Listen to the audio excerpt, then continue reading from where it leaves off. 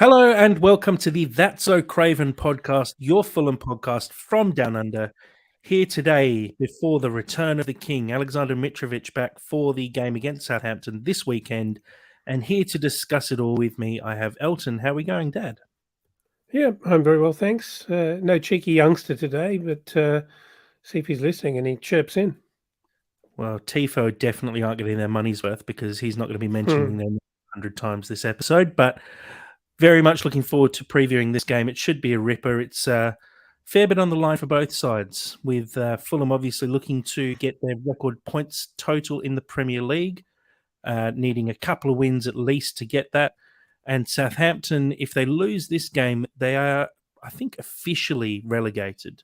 With the league table sitting the way it is, I believe Southampton have 24 points currently, and the team just above the relegation zone have 32. So they need to pick up points here. There's a lot on the line for Southampton, more than Fulham, obviously, but it's going to be a game where both teams really push to the very limit, I think.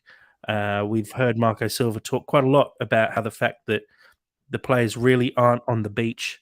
These guys are pushing for, a record, and they want to write their names into the record books for Fulham, even if it means we still finish 10th. We're not finishing as high as 7th, which is where we finished when we did get that record, but it's pushing us as hard as we can and making sure that this season is seen as successful as possible, I think. So definitely a lot on the line for both teams. This is a return to normal hours of match days. We have a Saturday 3 p.m. kickoff in the UK. For our friends in the US, it's a 7 a.m. kickoff Pacific time and 10 a.m. Eastern on the Saturday as well. Over here in Australia, Saturday night, 10 p.m. kickoff in WA. It's a midnight kickoff on the point between Saturday and Sunday for those on the East Coast. Dad, your thoughts just going into this game? It's, like I said, a big game for both teams. How are you feeling? Do you think we're going to see some of the performances we've seen from the lower half of the table? You're talking about the games against West Ham, which we sort of struggled with, the game against Bournemouth as well, where there's so much on the line that they put in these huge performances? Or do you think we're more likely to see the kind of result we saw against Leicester and Leeds in recent weeks? I'm not close enough to the inner beating heart of Southampton to know just how broken their spirits are. You could see a capitulation here very early on. It might not take very much to make them meek. If we do consider their results, I mean they've had a pretty ordinary last 5 games. There's one draw and 4 losses in there. How on earth they got a 3-3 draw with Arsenal? I'm not really sure of how did that happen. But I think if I look at it from a Fulham perspective, if there's one sort of redeeming factor in all of this is that Mitro gets a relatively easy game being reintroduced back into the fold. An easy game in terms of the weakest possible opposition. And I mean no disrespect to Southampton, but they are by points and by results unlikely to give us huge amounts of trouble. I think what's going to be really fascinating for me, what I am intrigued to discover, is whether all this free-flowing stuff that we've started to witness from our team without Mitro, whether that continues and Mitro joins the party, or whether we somehow almost dry up somewhat and return to old ways and means of feeding Mitro and somehow lose that Brazilian flair. We somehow lose people having the confidence to have a shot because we were relying on them to have a shot. I really hope none of those things happen. And I hope that Mitro slots in and joins the party and just tries to score goals in amongst it all. That's what I want to see happening. It's a really interesting point you make about the fact that we've had to change our style because Mitro's been out of the team, and it took a little bit of time for us to find how we should be playing without him. And obviously, that suits Vinny a lot better than it suited Dan James or Bobby Decordova-Reid, and we've adapted now into playing some pretty beautiful football. We obviously haven't picked up the results in all of those games because we had tough games against Villa, Man City, Liverpool. We picked up 9 points from the 8 games without Mitro. But I think what you're saying there, and I totally agree, is that we're playing a different style at the moment, but it's beautiful football and it's very creative and slightly less route one than we might have played with Mitro up front in that period. I actually think Mitro would slot really nicely into this system. I think So do Mitro's I. pretty good with the ball at his feet. He plays some beautiful passes and has some beautiful first time touches off to runners, and I Hmm. think this period actually might see um, Fulham evolve into an even more dangerous beast because we're not just relying on Mitro to Hmm. be post heading the ball in the back of the net. We're going to start playing the ball to his feet a little bit more often and actually using some of the skills he's maybe not as well known for. The big But they're question for me, definitely there. They're definitely there. He's definitely got that side to his game, Jack. yeah, And we've absolutely. No, yeah. I agree. I think we possibly focus too much on the fact that he's so good in the air and good when we're getting balls into the box, and maybe less so the fact that we can actually play the balls down the wing a little bit better and start creating things around the edge of the box. And Mitro's movement is so good that he's always going to be there or thereabouts. And I think we just have to back him a little bit more, and he could be even more devastating. But what I was going to say, the only thing, and we'll get onto it a little bit when we talk about the potential lineup for this game. Mitro's been out since the 20th of March. If you think about a player who hasn't played for 2 months in a first team fixture, and he's obviously been unable to play any warm up games as well because he's been banned, he can't play in the under 21s team. Um, he might start from the bench. I wouldn't be overly surprised to see that happen and see him come on later in the game. I think it's the way Silver seems to slowly reintroduce players into the lineup. It might be a step too far to expect Silver to drop Mitro straight into the starting lineup. Do you think we're going to see an instant return, or do you think he's going to slowly reintroduce? I hope he doesn't. I think Mitro's better than that. It's not like Mitro's had an injury and he's been away. There's no reason to suspect it. In fact, there's every reason to suspect that Mitro's actually shaken off some of his niggles, and he's probably fitter than he's been since prior to the World Cup, like maybe since the first month of the season. So I think if Marco Silva is half the man we think he is, I think he's been sticking needles into Mitro and really firing him up. And I think Mitro's raring to go. He's that good, you start him. He doesn't come off the bench. He doesn't have to be merged back into this, super highway.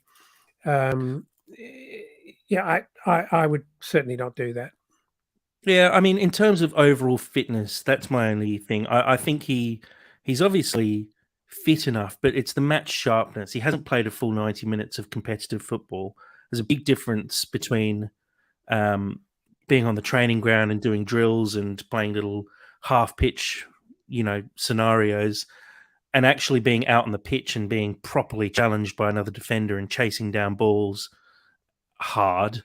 I think he'll lack a bit of sharpness, and I wouldn't be overly surprised if Silva did just hold him back slightly and maybe have eyes on the Man United game to end the season as the real time where you properly unleash Mitro and almost build his match sharpness up a little bit so that that last game is the game that he gets to get a little bit of revenge is probably the wrong word, but um, it's a bit of a redemption moment for him, I'm going to say. Um, Looking at these last five fixtures, I do agree with you. I think Southampton, again, that 3-3 against Arsenal, that is an outlier for me. I think that is more down to Arsenal choking at the moment, which they have done completely, considering the lead they once had at the top of the Premier League, and now they're sitting in second and almost destined to be runners up this season.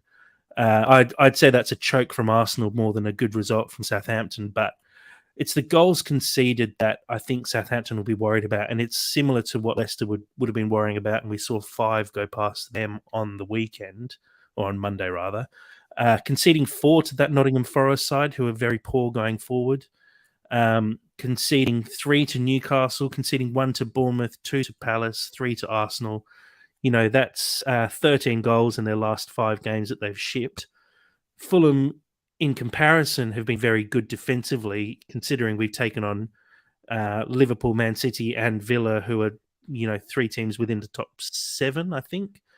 To concede only 4 goals across those 3 games, and then obviously the Leicester game was a little bit of a let off. I think the 3 goals there, you can't look too closely at that. You have to look at the actual situation there, and I don't think that's the case in those Southampton games. I don't think they've been able to take their foot off the pedal in any of those games, and they've genuinely got some real defensive issues.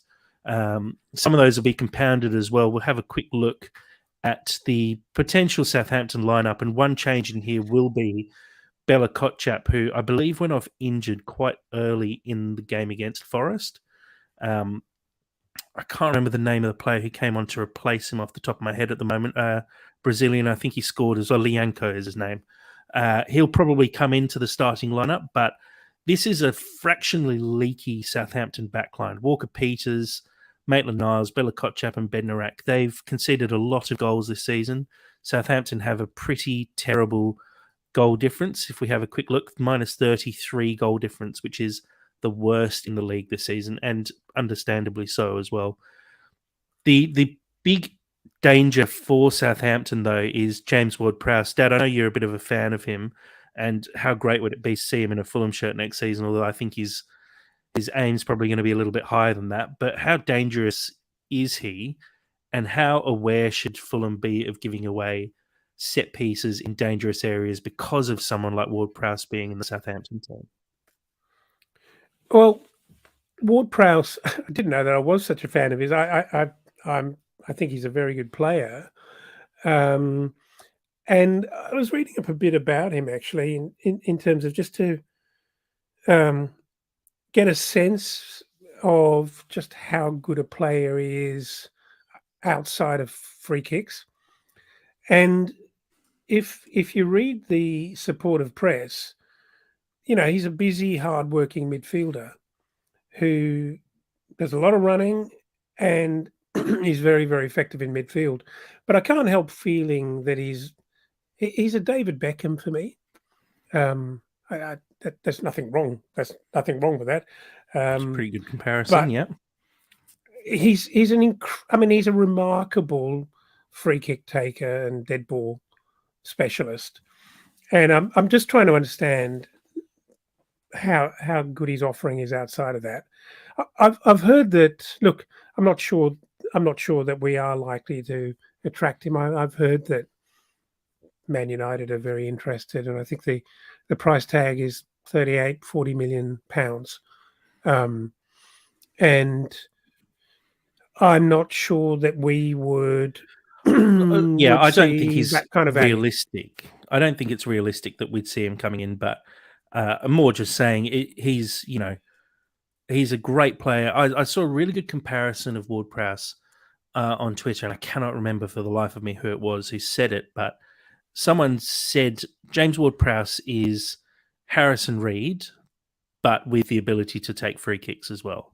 And look, it has to be said, Ward-Prowse he's got 17 goals from free kicks in the Premier League in his whole career. David Beckham is the leader with 18 free kicks in the Premier League. So he's, 1 free kick off basically setting the record, or at least equaling the record. On top of that, though, he has actually scored almost 50 goals for Southampton. So he's got about 30-odd outside of free kicks, which I think is actually still very impressive. And there's some good young talent in this side. Steve Reynolds here on our live stream just chipping in as well, saying, get Lavia, who's Ward-Prowse's partner in the centre midfield, young and hungry, suspect top 6. So, and look, it's similar sort of conversation that we were having around the Leicester side, where There's a couple of very good players in this team, but they're not able to carry the entire team. Ward-Prowse and Lavia, you're right, they're probably, high mid-table teams. I'm talking Villa, Fulham, Brentford, Brighton. They'd be looking at picking up those, maybe not quite as high as your Liverpool's, Arsenal's, Chelsea's, Man U's. But they're very, very good, solid Premier League players. And I think someone like Alcaraz is young, but he's proving that he can do a little bit. But there's guys in this team like Che Adams, Theo Walcott, Maitland-Niles, Walker-Peters. They're players who've been around the Championship / Premier League teams for a very long time now. And I just think they're not quite at that level yet. And that's why Southampton have struggled this season. When you think about Ward-Prowse, and if I know I had to sort of think of him only in terms of his dead ball capability, but that is what he's known for. I don't look at this Fulham team and think, that's a massive hole for us. How do we plug that hole, and how do we fix that? For me, Pereira he's done a great job with corners, free kicks, dead ball. I think he's done a tremendous job. How many goals has he scored from them? Okay, not many, but how many assists has he got from those dangerous positions? Loads. If he's not on the ground, okay, what have we got? Canny. Who else? Who else is lining up behind Canny? I don't know. Probably not that much. No real specialists, but I don't think we're screeching out for that kind of a player. So if we got him and we got him at a reasonable price, happy days.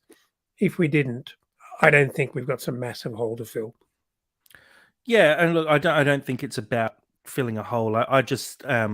I'm more pointing out. I don't think he's realistically a transfer target for Fulham anyway. I think he's going to be overpriced when he does come on the market. I do think he's a good player, and Southampton are going to lose him and Lavia as well, but they're going to be overpriced to help Southampton after they go down. Because let's be perfectly honest, I think Southampton are going down. I think they've got too big a mountain to climb with just 3 games left in the season. I feel like these guys are going to be priced at 30, 40 million, and that money will go towards keeping Southampton competitive when they go down and not going into free fall because they sell all their players very cheaply.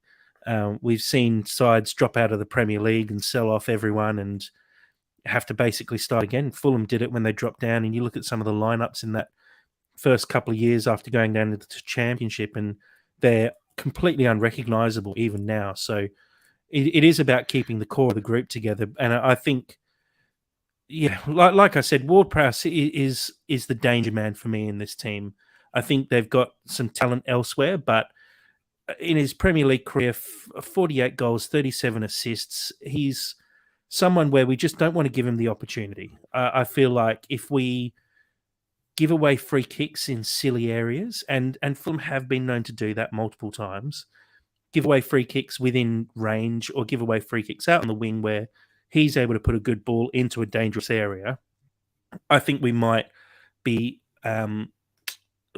potentially opened up a little bit by that.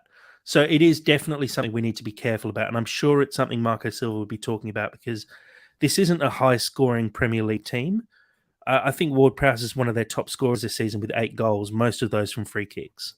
So we really do need to be careful about how we approach this game and be careful about giving away free kicks in silly areas because I think that's how we're going to get undone by this Southampton team.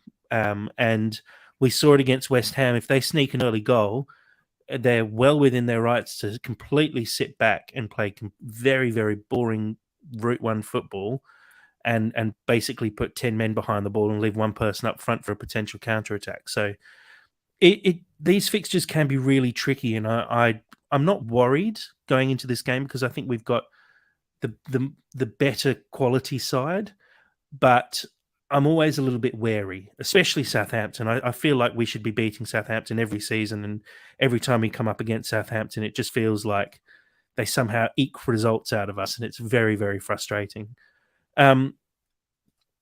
Dad, let's have a quick look at the table as it currently stands. Now, I've only picked up the bottom half of the table here for those on the live stream.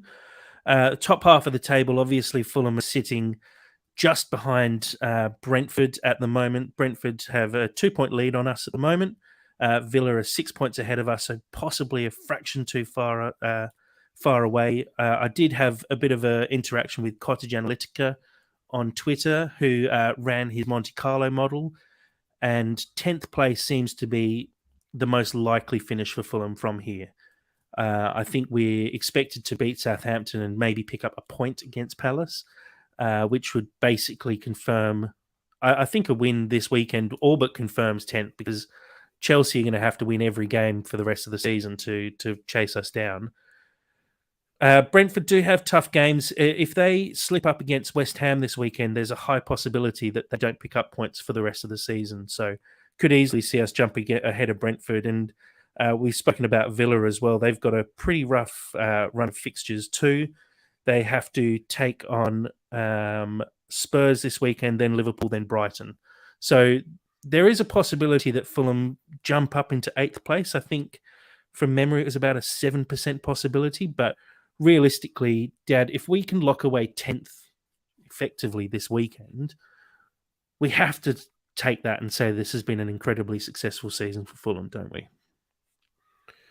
I think if we lose, and we don't pick up another point for the rest of the season, we will be frustrated. We'll be not bewildered. We'll be frustrated, and it'll be disappointing. But it would still be an outstanding season. So for us to finish solidly in 10th, it would be, of course, a really good result. I think we're playing for whimsical objectives at the moment, and maybe to allow young schoolboys to walk proud in SW6 ahead of. You say young schoolboys, it'll be okay, adults me like walking us around as well. proud as well. I know, but it's always talked about how many people in your average schoolyard, how many people are actually Fulham supporters. Everyone supports big teams, no matter where the kids live. And for young Fulham supporters, to be able to crow about the fact that we do really control West London would be a great achievement and a very satisfying. So it would be. It's not impossible. It's not impossible for us to end up 9th or even sneak into 8th. I think I saw that there is like a 3% chance.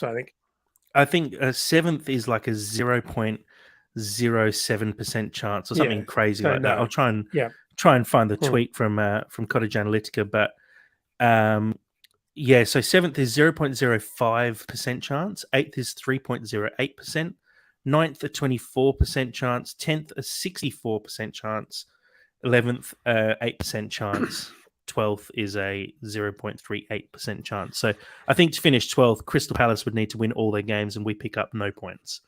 And we play against Crystal Palace as well in that time. So I think the issue is that it's when you're completely determining your success or your results are totally going to determine where you end up, then that's one thing. But in order for us to creep 1 or 2 place, the planets really have to line up, and other teams have to kind of come unstuck a bit. Yeah, look, if we win our remaining 3 games, and this is direct from Cottage Analytica as well, so shout out to the work that he put in for getting all this information together. But if we win our remaining 3 games, there's less than a 1 in 100 chance of other results going our way. And those other results are basically that's to finish 7th. Results, say that again. So even if Fulham win their 3 remaining games and pick up 9 points, taking us to 57, there is less than a 1 in 100 chance of the other results going our way. So that would require, I think, Brentford, Villa, and Brighton to lose all of their remaining games. And look, it's a outside chance looking at the fixtures that they have left, but Brighton still have 5 games remaining this season. You'd expect them to pick up, I think they'd need to pick up 2 points in those 5 remaining games. And I know they did get spanked by Everton, but they're a good side. I can't see there being any issues there with them picking up points. But as Colin Bolger on our live stream says, following along on the YouTube, so you say there's a chance. And look, there is a chance. I think more likely we'll see us finish about 8th if we win all 3 games. I expect us realistically to pick up just the 6 points and take us to 54, but 54 would be a really good result. And look, if Villa don't pick up any more points and Brentford only pick up 1 win for the rest of the season, based on our goal difference, I'd say 54 points could just about be enough for 8th. So we'll wait and see. Having a look at a potential Fulham lineup here. So look, I've actually gone with Vinicius up front. I think everything else will likely be unchanged. I think Tom Cairney will continue in that role, stepping in for Pereira through his injury. I think we'll continue to see Polina and Reed play alongside each other, and Wilson and Willian on the wings have been superb. As you know, in the last few weeks, they've just absolutely come on leaps and bounds. I know Willian's been having a great season, but he seems to have flourished even more. I think he's genuinely almost trying to pull Vinny along with him. I know they're quite close. I saw a little bit of banter on the Willian's Instagram over the last couple of days, taking the piss out of Vinny. So they're pretty close, and I reckon Willian's picked up his game to help Vinny over the last few weeks. Genuinely, I think there's a lot of love in the group for everyone in the team. So I'm surely saying that Willian's performances have definitely affected Vinicius and pushed him on even further. I mean, we can hark back to it again. Do you think there's a chance of Vinicius starting, or do you think we really do need to push Mitro straight into the lineup? Personally, if you're asking me what would I do, I would play Mitrovic. I think he's that good. I think he's that important. However, I have a wonderful feeling in my heart that if Vinicius starts, I don't care, because I think this team is on a roll, having just scored 5 goals. Wouldn't it be great if Vinny started and carried on where they left off, at least at halftime, and got straight back into that, playing creatively with a lot of freedom, put a couple of goals on the board, and then Vinny makes way for Mitro, who then has to play in that style. Maybe that's the way you kind of bring him back in, and almost, if you bring him back halfway through the game, you almost enforce that he plays in the manner that we've been playing. That I'd be happy about that as well. I mean, it's worth mentioning Vinny is scoring goals at the moment, and Marco has on many occasions stuck with a player who's in form. We saw it when we were incredibly surprised when Tosin stepped into the team, was given a chance ahead of Diop, performed really well, and was kept in the side. And I think Marco puts a lot of value on style. Form. He puts a lot of value on form and really says, you know, you're playing well. I'm backing you. I'm giving you a vote of confidence. Yep. And continue what you're doing. And you know, you put everyone in training sessions and say, earn your place in this team. Vinny has kind of earned his place in the team at the moment. And I agree, I think Mitro is the better player. And I'd like to see Mitro come back in because, you know, he's our number one striker. But I feel like Marco is going to see it slightly differently and say, you know, Vinny's been working hard. He's been scoring goals. I can't really drop him. And I think that's what Marco would be wanting from every single player. And we've seen it from Tom Cairney when he stepped into the team, Tosin when he stepped into the team, Wilson recently stepping into the team. They've knocked people like BDR out. They've knocked, Tosin knocked Diop out. He's obviously back in. Cairney's taken his opportunity here. And for me, going into next season, Tom Cairney at the moment looks like our starting attacking midfielder in place of Pereira because his performances have been so good that I think he probably deserves a position. And it's his first real opportunity. I know he's come off the bench a fair bit, but he hasn't had an opportunity to make that position his own.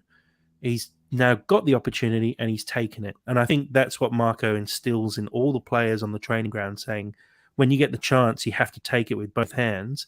And at that point, I will back you. If you're performing well, you deserve it.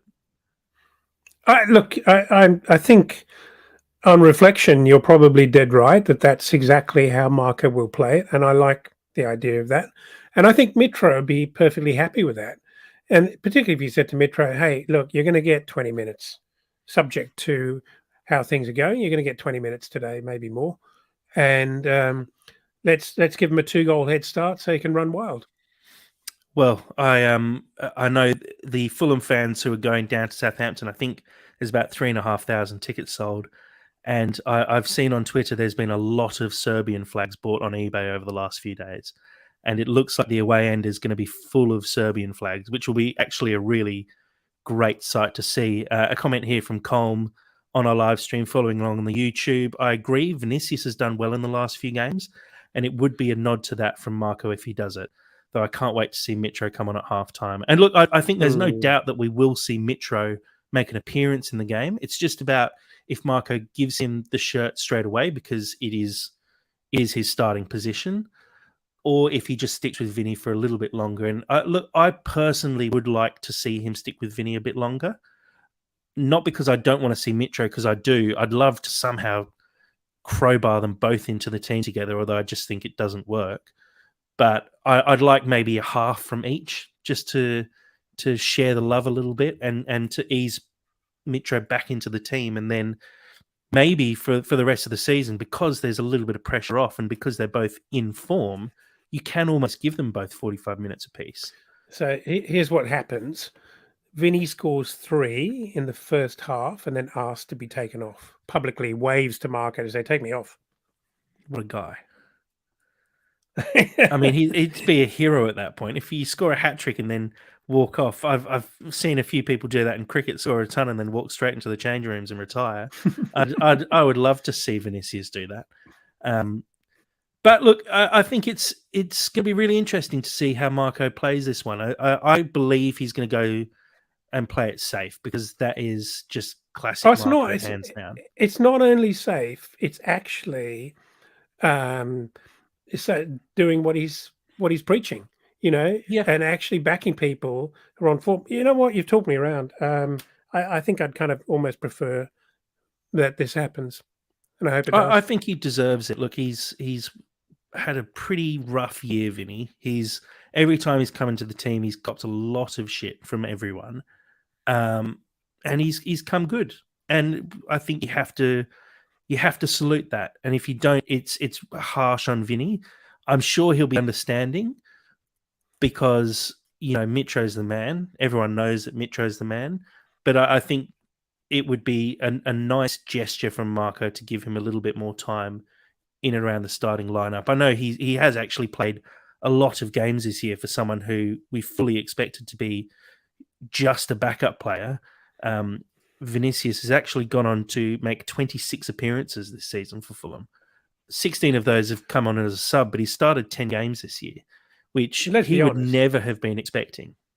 We're not playing Man City, so it's pretty low risk starting Vinny, who's in good form and likely to absolutely not embarrass anyone in the first half, right?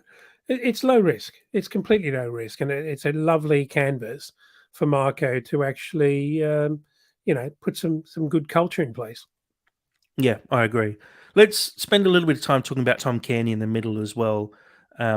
He's been someone who we've seen come off the bench numerous times this season. Every time he does come off the bench, he's been very impressive and pulled the strings for Fulham from a deeper position.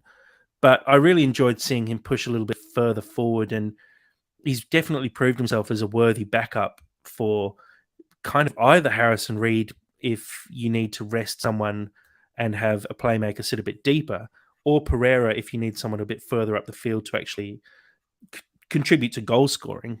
But do you think this has given Marco a bit of a headache going into next season? We assume Pereira will probably miss a little portion of next year with that ankle injury, which looked pretty rough. We haven't got much of a definitive answer on when he's going to be back, hoping pre-season, but we don't really know.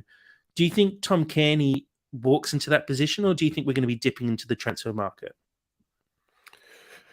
Well, so much has changed. There was some conversation about whether Pereira would even stay with Fulham. I'm not sure how real that was. I think Pereira is quite happy, and I think he's probably got more to prove. And I think he sees the opportunity at Fulham with Marco Silva and where this team is going. So, and then of course he gets that miserable injury, which, given the kind of injury, even if he's fit for pre-season, um, those are difficult injuries. I don't know. It might take him quite a while before he comes back to his former self. So does Fulham go out? Probably do need to sign another man. How could you go with Tom Kearney alone? I know we can think in terms of Harris, or other makeshift backups to Tom Kearney, but I don't think that fits the ambition or is in line with the ambition of this side.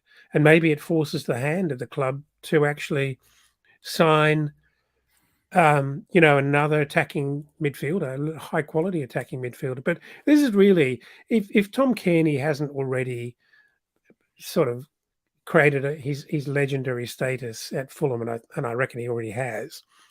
This is really a golden era or golden period for Tom Kearney. He not only is he kind of humbly dropped into that off the bench thing in his sort of autumn years, but he's actually now playing with such a lot of confidence, isn't he?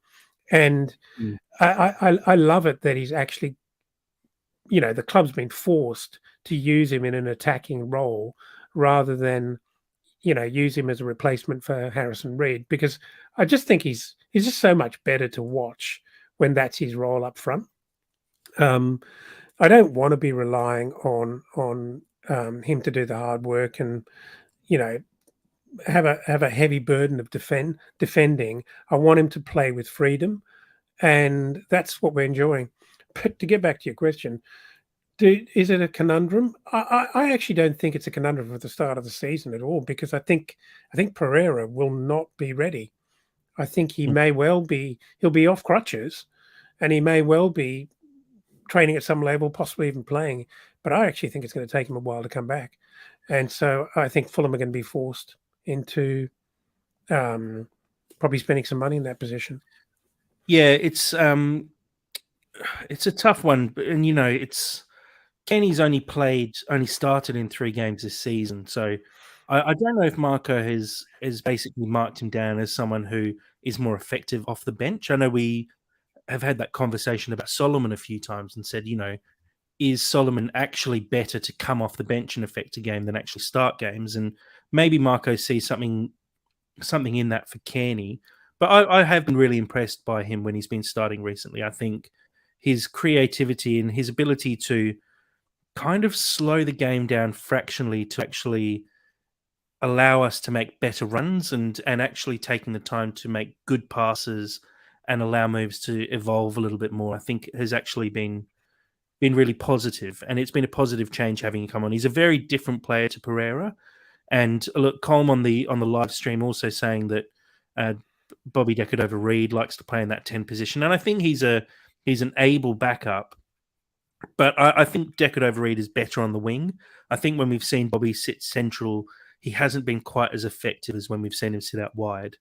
And there's definitely a few conversations to be had post-season about who comes into the side and who actually stays at the club. I think Fulham are going to have to look to move on a few players at the end of the season. I just don't know who that's going to be at the moment, because we're going to have to strengthen the squad. And there's obviously a limit on how many players you can have registered in the squad, and there's going to have to be some trimming. I know there's a lot of players out on loan who are going to be leaving, like Knockaert and Cavallero and Gazzaniga in goal as well. It'll be interesting to see how Fulham do go about their strengthening of this team, because we're starting to see a really good squad and a little bit of depth. We do need more. There's definitely a little bit lacking there at the moment.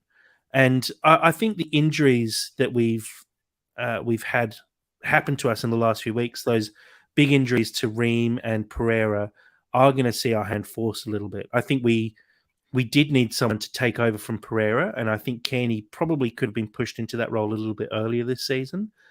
And we did need someone to actually add a little bit more coverage in the centre-back department. I know we've had a good trio of Diop, Ream and Tosin this season, but I think you need a fourth centre-back. And it was proved on the weekend that Shane Duffy, as much as the fans love him and he's a bit of a cult figure, he's not the answer to our fourth centre-back.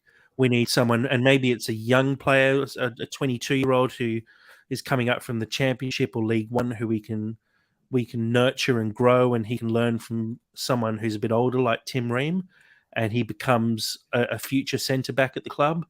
But I just think we're lacking in a bit of depth there, and these injuries are actually going to force our hand a little bit, which actually will turn out to be a really positive thing for us. I know we're just trying to spin issues that have happened to us over the last sort of 2 months as positives all the time, but I think they're actually I think it's fair. I think it's fair. Well, I think we've actually recovered. We had a bit of a wobble after Man United, just emotionally.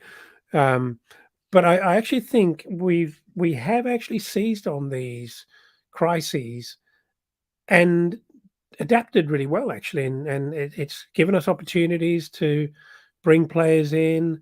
It's given us opportunities to actually improve our versatility, and I think it's made us a better functioning squad. I really do. I just also would add that for me personally, Sasa Lukic is not a contender for that spot with Kearney, the one we were talking about there. No, not in an attacking position. I see Lukic as a read and backup, and potentially he'll take over from those guys at some point once he finds his feet a little bit more in the Premier League. But I don't think he's that attacking option at the moment. I don't think he's got that little bit of flair that Kearney and Pereira both possess. And it's nothing against Lukic. I think he's a very strong player, and I think he's a really good squad player for Fulham. But he that position doesn't suit him. Similar as BDR could play in that position, but I don't think it's a position that I want to see him playing in fairly regularly.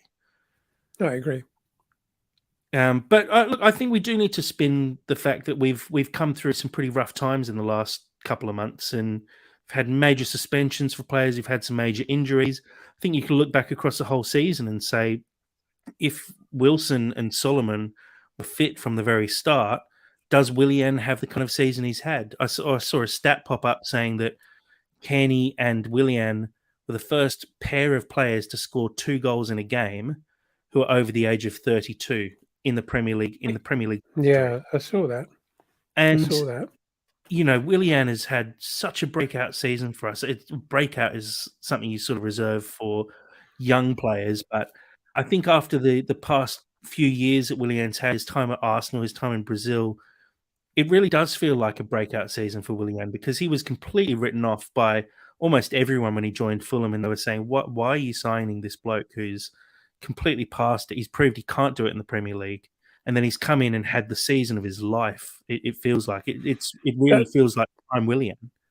It does make you wonder, though, doesn't it? I mean, who else is out there with that kind of ridiculous individual skill and flair that you could still get, even if it's not on a free, but you could still get a year or two out of, and just inject some utter magic into your team. I mean, he's remarkable in terms of what he gives this team freedom to be. I point fingers in this lineup at Leno, Diop, and Willian. Just looking at the lineup we've got here on the screen, and these are 3 players who, West Ham fans, when Diop got pushed over to Fulham and signed by Fulham, West Ham fans are saying, "Thank you for taking this bloke off our hands. He's totally useless." Arsenal fans sold Leno and saying, "We don't need him. He's nowhere near as good as Ramsdale, who's one of the best keepers in England, and Leno is nowhere near that level." Leno's completely proved them wrong this season. Diop has completely proved those fans wrong. Willian, all the Chelsea and Arsenal fans, fortunately, were actually saying, "I hope he does well," but let's be honest, he's completely past it. But he's come out again and proved them wrong. And we saw it with Mitro, people saying he can't do it in the Premier League, and he came out and proved everyone wrong. And it's been one of those seasons where we've seen a lot of people, and we're starting to see it with Wilson and Kearney in the sort of final games of the season where a few months ago we were saying Wilson doesn't look like the same player he was back in the day, and we're saying Kenny's just a bench player. But these guys are now starting in the Premier League and affecting games and scoring goals. It's been a really fairy tale season for Fulham in so many ways this year, and I think it just feels good. It's a feel good story, and I just hope we build on it next year. Can't we send Ronaldinho to, like, I don't know, summer camp and get him off the bench for a couple of times to sprinkle some more magic into this side? I actually think Ronaldinho's in jail now. Nah, I think he got released. I think probably keep him away from what is currently quite a good culture at the club. Don't really want an ex-con, although Mitro's treated like an ex-con most of the time. Anyway, look, I think this is going to be a fairly tough game for Fulham. I don't think Southampton are going to come into this one lying down. I know it should be one that we look at and go, this is an easy win. Southampton are an easy beat. They're bottom of the Premier League, but it just doesn't really work like that, especially with 3 games to go. This is Southampton's grand final. Every game from here on out is the very last game. I think we're really going to struggle. But I do believe... You're a cheeky chap, Steve Reynolds. I do believe we've got the ability to get one up on Southampton. A comment there from Steve. Sammy from Melbourne here. What about Dan James? It's definitely not Sammy from Melbourne. Good try, though, Steve. I would highly suggest that Dan James does not make the bench once again. I hope we see some other youth players on the bench, and I hope we see them come on as well. I hope we put 5 past Southampton. I think it's going to be a really good game. Southampton are definitely going to come at us. They've got absolutely nothing to lose from now. We saw it a little bit in the Leicester game when you've got nothing to lose. You have to do everything you can to win, and there will be goals. I'm going to be coming to you a bit later on, Dad, and asking for what bets you're placing after you took home a couple of $100 from the last game. Who said that? Oh, it's just the rumours flying around Twitter. I've seen it everywhere. But yeah, I'm really looking forward to this one as the season comes towards its close. I think this game against Southampton, game against Palace the weekend after, and the game against Man U, there is actually something on the line for us. And I think that keeps it quite interesting, even though it's not a relegation battle or a European chase. We're definitely not on the beach, and I'm really looking forward to this game. I think, of course, on paper, they have to come out and fight for their life. But I just think it'll all be very fragile for them, Jack. And I think we come out and go really hard at them and score 1, maybe 2 in the first half. I think they'll fold. Yeah, look, I think early goals are going to be key here for either side. I feel like if Southampton score early, they're going to sit back and it's going to be a bit of a bludgeoning game where we just try and beat through a line all day. If we score early, I think the floodgates will open, and I'm really expecting this one to have goals in it. So yeah, looking forward to watching this one. A nice 10 p.m. game before a couple of late ones to finish off the season. So look, Dad, I think we can close it off there. Really looking forward to the return of the King against Southampton this weekend. Mitro back into the team in some capacity, I'm sure. But we're really looking forward to hopefully seeing another Fulham win and ending the season deservingly on a high. So, Dad, thank you very much for joining me today. Looking forward to watching this one with you on the weekend, hopefully. Yeah, very welcome. Enjoyed it. And for once, we've kept it under 50 minutes. How good. Well, I think it's proof that having Sam elsewhere and leaving all the TIFO chat at the door makes a massive difference. But look, it's been a good chat, and I think this one deserved a bit of a long chat. Even though we first sat down and said, I can't believe we're going to get any more than about 20 minutes out of this one with a preview against a team that's all but relegated. But there's always something to talk about. Big thank you to everyone who has joined along on the live stream. We really appreciate it. We got Jim, Colm, Steve Reynolds, William as well. Really good bunch of guys joining us and getting involved. Really appreciate all the support.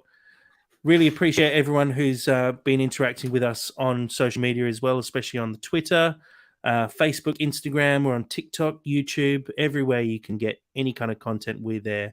And we're trying to push out as much stuff as possible before the end of the season.